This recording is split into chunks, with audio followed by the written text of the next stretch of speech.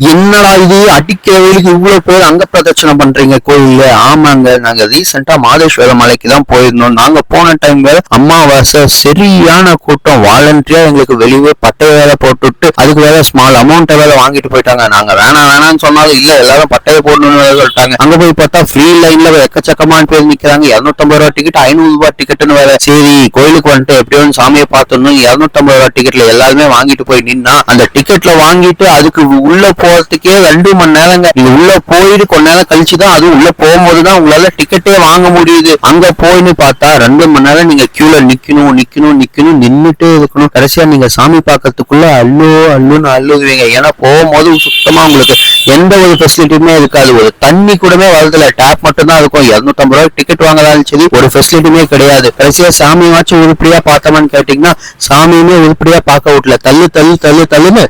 தள்ளி விட்டுட்டாங்க. சுத்தமா சாமியுமே ஒழுங்கா தரிசனம் பண்ண முடியல. ஆனா போறதுதான் போறீங்க, தயவு செஞ்சு அமாவாசை டைம்ல விட்டு போயிடாதீங்க. இது என்னோட பிக் சஜஷனுங்க உங்களுக்கு.